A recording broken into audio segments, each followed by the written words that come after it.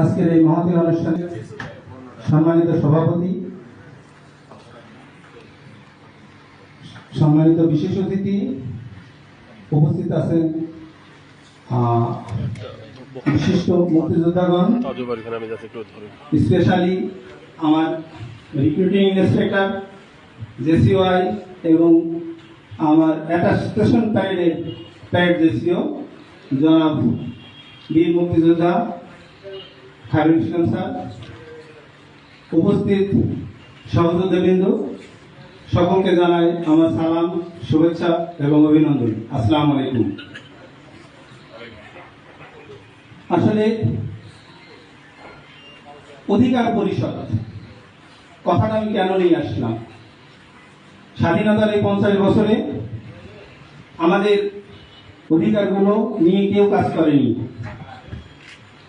এই অধিকার পরিষদ আমি কেন নিয়ে আসলাম, এই কথাটা আমি কেন নিয়ে আসলাম, হয়তো অনেকের এখনো এই বিষয়ে দ্বিমত থাকতে পারে, কিন্তু একটু ঠান্ডা মাথায় চিন্তা করবেন যে এটা ঠিক আছে। মহান স্বাধীনতা যুদ্ধে অবসর সেনা থেকে বেরিয়ে এসেছিলেন মুক্তিযুদ্ধের সর্বাধিনায়ক, অথচ সারা বাংলাদেশে আমাদের অবসর সেনারা মুক্তিযুদ্ধকে ট্রেনিং দিয়েছিলেন, অস্ত্র হাতে রণাঙ্গনে যুদ্ধ করেছিলেন। এর চেয়ে মুক্তিযুদ্ধের চেতনাধারী জনগোষ্ঠী তো আর থাকতে পারে না, অথচ আজ আমরা অবহেলিত, আমাদের অধিকারগুলো আজ প্রতিষ্ঠিত হচ্ছে না, উদাসীন। আমি যখন অবসরে গেলাম দেখলাম আসলে আমাদের পক্ষে কথা বলার কোনো লোক নেই।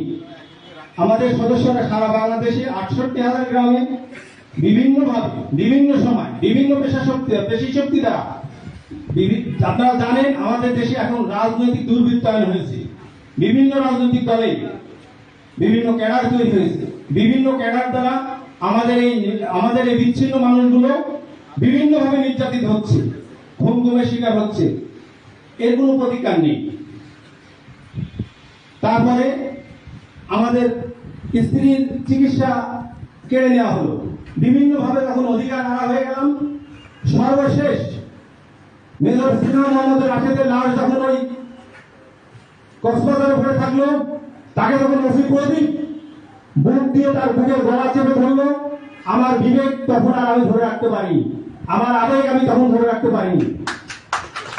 আমি তখন এই অধিকার পরিষদে ডাক দিয়েছি যে আমরা সুসংগঠিত হব ওই শ্রমিকের মতো, ওই চা শ্রমিকের মতো, এবং আমরা আমাদের ভয়েস রাইজ করব সারা বাংলাদেশে এবং এইগুলোর প্রতিকার করব।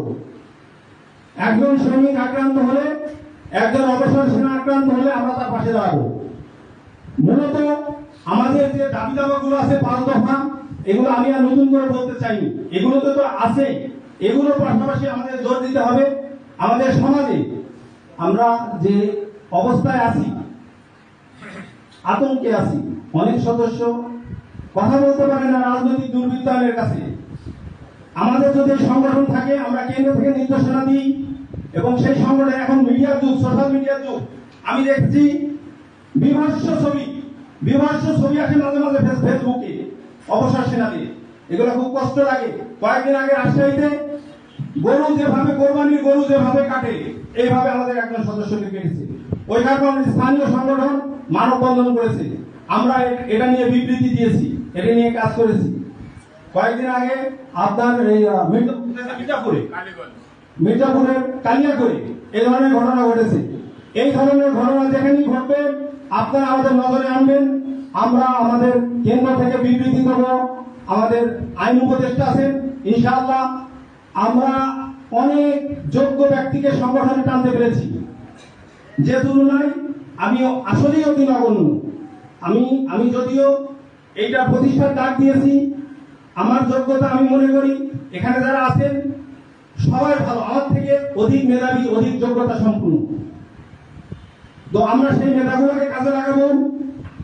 যে চেয়ার হোল্ড করছে, বড় বড় জায়গায় আমাদের লোক আছে, সেখান থেকে আমরা হেল্প নেব এবং আমাদের সেই নির্যাতিত সৈনিকের পাশে দাঁড়াবো। এই কাজগুলো আমরা হাতে নিয়েছি, এই কাজগুলো আমরা করব। পাশাপাশি আমাদের শুধু 5 দফা নাই, আমাদের অনেক দাবি আছে, যেখানে সবগুলোই প্রায় বলে গেছে। সবগুলোই প্রায় বলা হয়েছে। আমি আর একটি কথা বলতে চাই,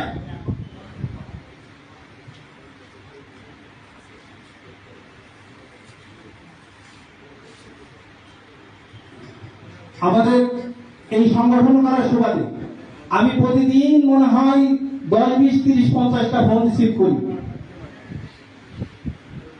ভাই আমাকে একটা চাকরির ব্যবস্থা করে দেন। তো এই সমাধানটা এইটার সমাধান কিভাবে আনতে হয়, কিভাবে আনতে হবে আপনারা পরামর্শ দেবেন। তবে আমার কিছু পরামর্শ আছে।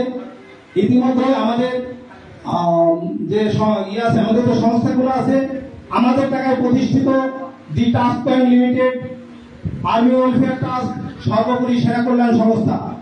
এখানে সেনা কল্যাণ সংস্থায় বর্তমানে যে পদক্ষেপ নেওয়া হয়েছে, আমাদের আগের যে অবসরপ্রাপ্ত সদস্যরা চাকরি করতেন সেই সদস্যগুলোকে ছাঁটাই করা হয়েছে, এটাকে আপনারা জানেন।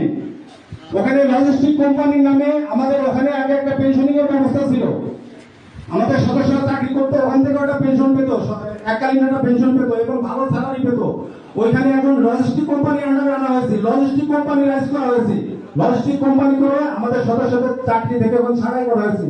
অবসর সেনারা ওখানে আমার মনে হয় 10% আছে কিনা আমার ডাউট আছে, সিভিলিয়ান চাকরি করতেছে, অন্যান্য শ্রেণী পেশার মানুষ চাকরি করতেছে। অথচ আমাদের মানুষগুলো এই গুলশান বনানী সহ দেশের বিভিন্ন বড় বড় কোম্পানি দাঁড়ে দাঁড়ে ঘুরতেছে চাকরির জন্য। কেন? আমাদের প্রতিষ্ঠানে আমাদের প্রায়োরিটি বেসে চাকরি দিতে হবে। আমরা আমাদের সদস্য যখন থাকবে না তখন আমরা সিভিলিয়ান থেকে লোক নিয়ে চাকরি দিব। আমাদের ট্রাস্ট ব্যাংকে আপনারা জরিপ করে দেখবেন আমাদের সেনা সন্তান কতজন চাকরি করতেছে, সেখানে আমাদের সেনা সন্তানের চাকরির ব্যবস্থা করতে হবে। এই দাবিগুলো পর্যায়ক্রমে আমরা সামনে আনবো কর্তৃপক্ষের, এবং এর সুরাহা করতে হবে কর্তৃপক্ষকে। যে মনে রাখবেন, সোশ্যাল মিডিয়ার যুগ, এখন কোন জনগোষ্ঠীকে দাবি রাখা সম্ভব নয়। আমাদেরও দাবি রাখতে পারবেন ইনশাআল্লাহ। আমাদের সংগঠন 10টা হয়েছে, 12টা হয়েছে, এটা কোনো ফ্যাক্ট না, এটা কোনো ফ্যাক্ট না। যে কোনো ঘটনাকে কেন্দ্র করে সবাই একত্রে কাজ করবে, যে কোনো ঘটনাকে কেন্দ্র করে। মনে রাখবেন, মেজর সিনহা মোহাম্মদ রাশেদ হত্যাকাণ্ডে যদি আমরা রাজপথে কর্মসূচি দিতাম, শুধু আমাদের সদস্য না, লক্ষ লক্ষ জনতা ঢাকার রাজপথে উপস্থিত হতো। এখনো যদি আমরা রাজপথে কর্মসূচি দিই, সরকার যদি আমাদের বাধ্য করে, সশস্ত্র বাহিনী কর্তৃপক্ষ যদি এই উদাসীনতা ধরে রাখে, আমরা ইনশাআল্লাহ রাজপথে কর্মসূচি দিতে বাধ্য হব, এবং সেই কর্মসূচিতে লক্ষ জনতার উপস্থিত হবে। মনে রাখেন, এখানে আমরা ইন্ডোরে প্রোগ্রাম করছি, যথেষ্ট হয়েছে, এনাফ ইজ এনাফ। আমরা আন্দোলন করে যাচ্ছি টানা 1 যুগ ধরে।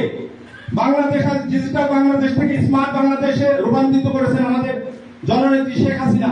অথচ আপনারা বলেন, এই 12 বছরে অবসর সেনারা পার্ট অফ সশস্ত্র বাহিনী, আমরা সশস্ত্র বাহিনীর পার্ট। 12 বছরে 12টি টাকা কি আমাদের সুবিধা দেওয়া হয়েছে? দেওয়া হয়নি। যে সুবিধা মান্ধাত্তার আমলে ছিল সেটারই ধারাবাহিকতা বলা হয়েছে। কিন্তু দেখেন আমাদের কি অবকাঠামো উন্নত হয়েছে। সশস্ত্র বাহিনীর কথা যদি বলি, আমরা উপস্থিত সার্ভিসে যারা আছেন তাদের কতটা উন্নত হয়েছে, পোশাকের উন্নতি হয়েছে, অস্ত্রের উন্নতি হয়েছে, ক্যান্টনমেন্টগুলোর অবকাঠামো উন্নত হয়েছে। যা ক্যান্টনমেন্ট গেলে এখন চেনা যায় না। 12 বছর আগে যারা যিনি ক্যান্টনমেন্ট থেকে এসেছেন, নতুন যদি ক্যান্টনমেন্টে যান, ক্যান্টনমেন্ট গুলোকে চেনা যায় না এখন। কিন্তু আমরা তো সশস্ত্র বাহিনীর পার্ট, আমাদের উন্নতি কোথায়? আমাদের একের পর এক অধিকারগুলো কেড়ে নেওয়া হচ্ছে, স্ত্রীর অধিকার কেড়ে নেওয়া হচ্ছে। সেদিন কি জানতে পারলাম, নতুন আমি কয়েক মাস আগে জানতে পারলাম, আমাদের ডেন্টালের চিকিৎসা দেওয়া হয় না। দাঁত কি সৈনিকের শারীরিক অঙ্গ প্রত্যঙ্গের একটি নয়? দাঁতের চিকিৎসা দেওয়া হবে না কেন? যদি আপনি বলছেন সৈনিকের 100% চিকিৎসা, আমরণ চিকিৎসা এবং রেশন, প্রত্যেক সময় আমাকে সই করাচ্ছেন, আমাকে আমরণ চিকিৎসা দেবেন এবং রেশন দিবেন। রেশনের অবস্থা কি?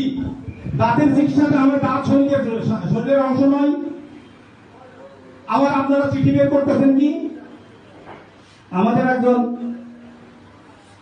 সশস্ত্র বাহিনী সেনা মারা গেলে তাকে 15 বছর, আমাদের প্রাণ সশস্ত্র বাহিনী আমাদের প্রাণের সংগঠন। এমন কোন কথা, এমন কোন কার্যক্রম আমরা করতে চাইনি বিন্দুতম মানহানি হয় আমাদের এই প্রাণের সংগঠনটি।